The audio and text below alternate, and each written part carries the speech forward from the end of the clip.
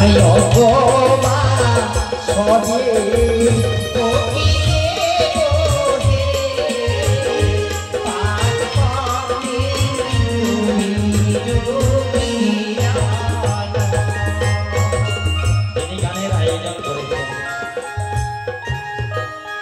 দাতার নাম আমি জানি না,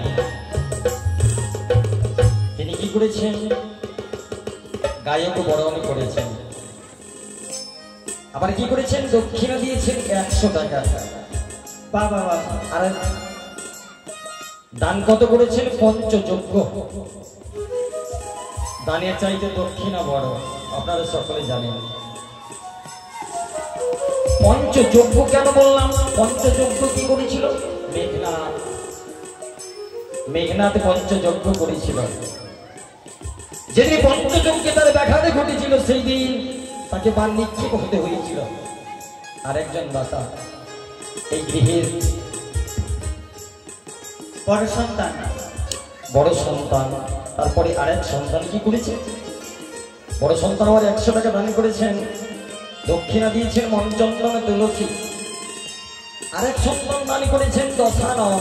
দশানন কে জানেন, আপনারা সকলে জানেন। দশানন হচ্ছে লঙ্কেশ্বর রাবণ। লঙ্কেশ্বর রাবণের দশানন কেন বলা হতো, তার 10টা মাথা ছিল বলে তার নাম দশানন। দশানন দান করে গেছেন। লঙ্কেশ্বর রাবণ যেমন তেমন সন্তানে, যেমন তেমন পিতারে গর্ভে মাতারে গর্ভে জন্ম নেয়নি, আর তার পিতা যেমন তেমন ছিলেন না। লঙ্কেশ্বর রাবণের পিতার নাম হচ্ছেন বিশ্ব সর্বাঙ্গী। মাতা কি, মাতা হচ্ছে নিকোষা রাক্ষসী। রাক্ষসীর পেটে সৎব্রাহ্মণের জন্ম, কারণ মুনির সন্তান। বাবুরা যে আশা নিয়ে দান করেছেন গজাননের এই বন্দনায়, তার দান যেন গজানন গ্রহণ করে। আর রাজা হরিশ্চন্দ্রের মতো দানি হয়, আর কুবেরের মতো যেন ধনী হয় তাদের সহধর্মিনী। সহধর্মিনী কাকে বলে আপনারা শুনেছেন।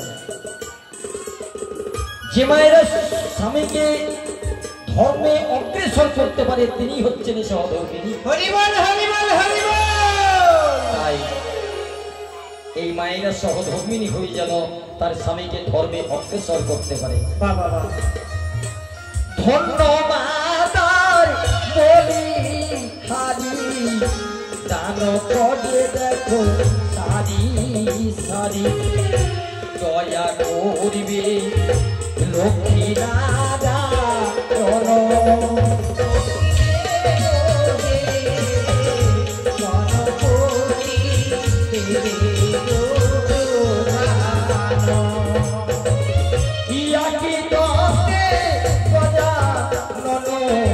ব্রহ্মরূপে দেখো সনাতন, আগে জন দয়া।